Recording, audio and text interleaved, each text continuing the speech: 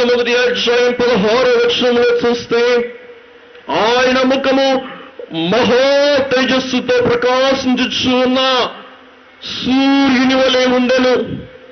యేసు ప్రభు యొక్క ముఖము సూర్య ముఖము కంటే ప్రకాశమానమైనది. ఆయన ముఖము 1000 సూర్యుల కంటే తేజోమయ కాంతి కలిగి ఉన్నది.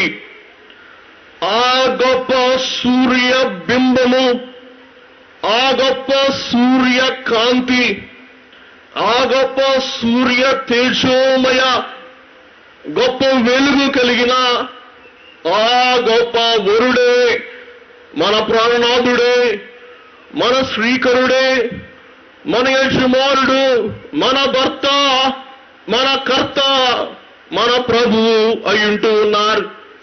ప్రియమైన వారులారా, గలతీ పత్రిక 3వ అధ్యాయం 27వ వచనములో మనం చూస్తే మనము బాప్తిస్మము ద్వారా క్రీస్తును ధరించుకుని వారము అయి ఉన్నాం. గలతీ పత్రిక 3వ అధ్యాయము 27వ వచనము, క్రీస్తులోనికి బాప్తిస్మం పొందిన మీరందరూ క్రీస్తును ధరించుకొని ఉన్నారు. మనము క్రీస్తును ధరించుకొని ఉన్నామా? మనము క్రీస్తును భరించు వారము అయి ఉన్నామా? భర్త అనగా భరించువాడు. కాబట్టి భర్త అనగా బాధలు, సౌఖ్యములు సమస్తము భరించువాడు. అలాగే పిల్లరా, మన బాప్తిస్మ సమయమందు మనము ఎవరిని భరిస్తూ ఉన్నాం? మనము ఎవరిని ధరిస్తూ ఉన్నాం అనగా నీతి సూర్యుడైన యేసు క్రీస్తు ప్రభువును. కాబట్టి ఒకవేళ నీవు ఇంకా ఈ నీతి భాస్కరుని బాప్తిస్మము ద్వారా ధరింపకున్నట్లయితే ఈ మహోత్సవమే నీకు ఒక శుభ తరుణము. నీవు ఈ నీతి భాస్కరుని ధరించి, దైవజనులు అన్నారు, క్రిస్టోఫర్ అనగా క్రీస్తును ధరించువాడు, క్రీస్తును భరించినవాడు. ప్రియమైన వారులారా, ఈ క్రిస్టోఫర్ అనే ఈ యొక్క భక్తుడు చాలా బలవంతుడంట, చాలా బలశాలి, చాలా బల పరాక్రమము గల కార్యము చేసేవాడంటండి. మరి ఈయనకి ఆధ్యాత్మిక చింతన ఉండేదంట.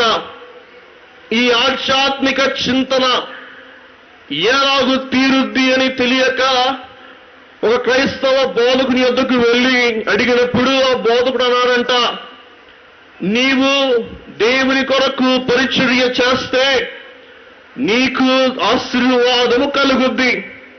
పిల్లరా, మనం ఈవేళ చూస్తే యవనస్తులు, యవనరాండ్రు ఆ బేసిన్లు భరిస్తూ, ఆ బకెట్లు భరిస్తూ వారు వేగముగా దూతల వలె పరిగెడుచు దేవుని కార్యములు చేస్తూ ఉండగా అనంత కాలములో ఈ మహాసభ వడ్డనంతా కూడా పరిపూర్తి అవుచు ఉన్న వాస్తవ సత్యం మనం ఎరిగిన వారమై ఉన్నాం. సరే, ఒక నది ఒడ్డున క్రిస్టోఫర్ ఉండి ఆ నది ఈదలేని వృద్ధులను, ఆ నది దాటలేని పిల్లలను తన ఈపు మీద ఎక్కించుకుని అవతలకు చేరుస్తూ ఉండేవాడు. ఒకనొక దినమందు ఒక బాలుడు వచ్చి తనను భుజం మీద ఎక్కించుకుని అవతలికి చేర్చమని అడిగాడంట. సరే, క్రిస్టోఫర్ బాలును చూసి, ఓహో ఇంతేనా, నువ్వు బొడ్డోడివి, నిన్ను తీసుకెళ్తా ఎంత ఎక్కువ అని వంగాడంట. ఆ బాలుడు ఎక్కాడంట. ఎక్కినప్పుడు ఈ క్రిస్టోఫర్ ఈ తీరుచు ఉన్నాడు, అవతలికి వెళ్తూ ఉన్నాడు. వెళ్లే మార్గమందు భుజం మీద ఉన్న ఈ బిడ్డ అడుగడుక్కి బరువెక్కుతున్నాడంట. ఈ క్రిస్టోఫర్ ఈదలేక సొమ్మసిల్లిపోతూ ఉన్నాడు, అలసిపోతూ ఉన్నాడు.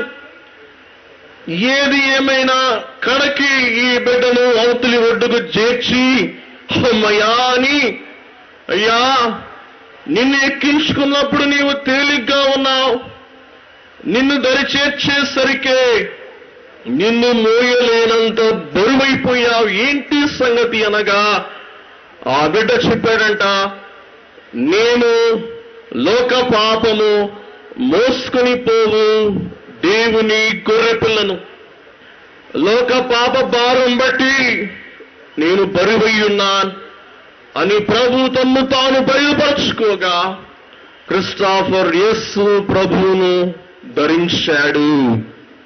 అంతవరకు యేసును ధరించాడు. ఎప్పుడైతే ప్రభు తన్ను తాను ప్రత్యక్షపరుచుకున్నారో అప్పుడు యేసును ధరించాడు. ప్రియమైన వారులారా, ఈవేళ యేసును నీవు ధరించుచూ ఉన్నట్లయితే నీవు యేసును బాప్తిస్మము ద్వారా ధరించవలసి ఉన్నావు.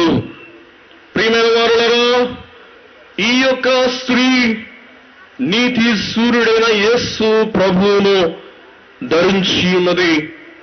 అలాగే మరి వినూత్నమైన సంగతి ఏమనగా ఈమె పాదములు యొద్ద, ఈమె పాదముల క్రింద చంద్రుడును, శిరస్సు మీద 12 నక్షత్రముల కిరీటము ఉండెను. పాదముల క్రింద ఏముందంటండి? చంద్రుడు. మరి తల మీదేమో సూర్యుడు, పాదముల క్రిందేమో చంద్రుడు. అంటే చంద్రుని పాదములతో అనగా దొక్కిన స్త్రీ. ఈ చంద్రుడు అంటే ఏంటి?